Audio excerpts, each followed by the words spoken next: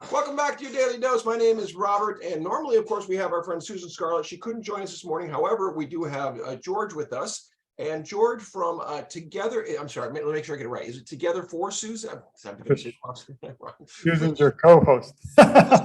Together for Together for Sharon. It's spelled all F-O-R. Sharon and Susan might be sisters. They both have Parkinson's. They're both dear women, and we're all family in this.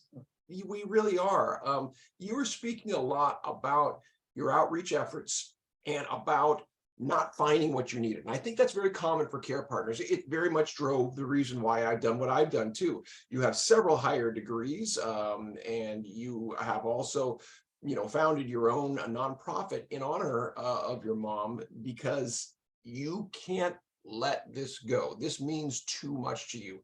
Tell me about what this means to honor your mom, Sharon, in this way, and why it's so important to you still. Thanks. It's really just a website. We didn't do the profit because it's too much accounting and things. So we just do it, out of the just love of helping people. But we do a lot of the walks. There was a symposium for our American Parkinson's Disease Association. And what makes me someone came up to me and were crying, but it makes me my heart almost fall apart in a way, because it makes me remember my mother more.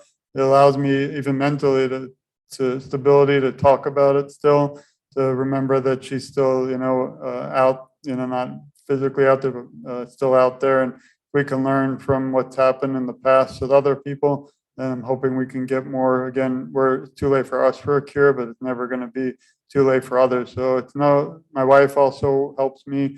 We'll just have a little table at events and just literally pass out bands. And sometimes people look at me like I'm crazy, because everyone usually at these tables is kind of selling devices or, something, but we're not. We're just there to say hi, and really it's very touching to be at these events with individuals who are caretakers and patients that are going through the unfortunate diagnosis. You're doing something very important that is overlooked, and it's part of where my research lies, and that is sharing your story. Storytelling is, to me, one of the most dynamic, important, and individually potent things any of us can do, because no one knows our story except for us. So you sharing your perspective is extraordinarily important. And again, not that you're selling it, however, you are presenting it in a way that says, here's what I learned, here's what I felt, here's what my mom and I went through. So again, I just want to highlight that. And it is very much my passion to get more people with Parkinson's and their care partners, family members, to tell their story. Because even within a family, we could have multiple different versions of what the experience of Parkinson's is like. And also, I think something important is I like to share other people's stories. So this is not just about, my mother. It's obviously what I started it and the purpose, but I like to share other individual stories. I speak with other individuals. I just had an interview with a young lady in my area who runs Rocksteady, which is a program for fitness boxing. So now we just started I wanted my website to kind of come alive but be active.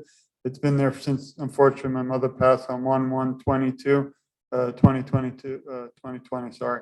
So very thankfully she missed all the COVID and the craziness in the country, but she would have said, I always say, every time I meet someone new, she would have said, don't do all this and stop wasting your time.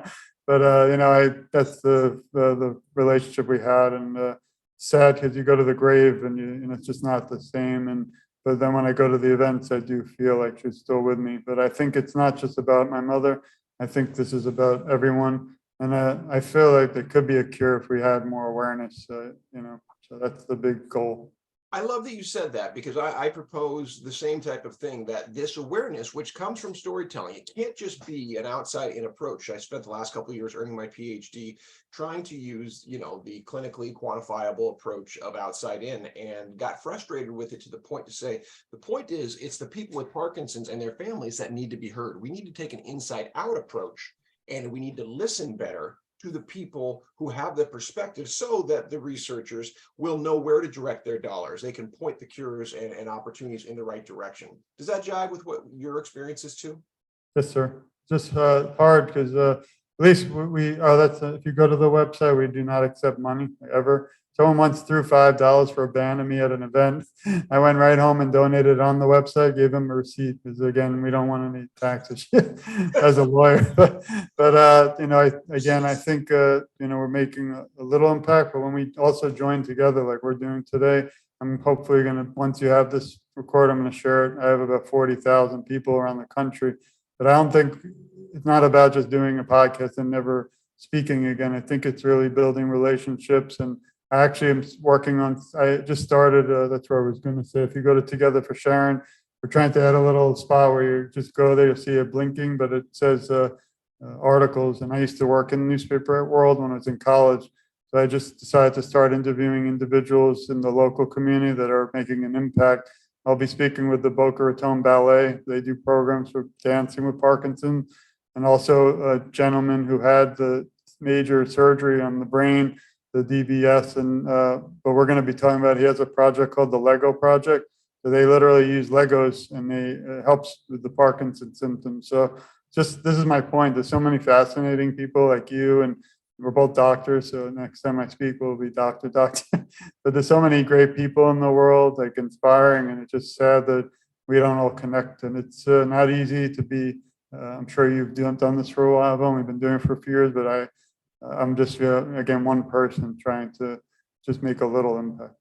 George, you're no longer one person. You are in the family, as you said, and so is Sharon, and so is all of your family. And thank you so much for sharing your story here.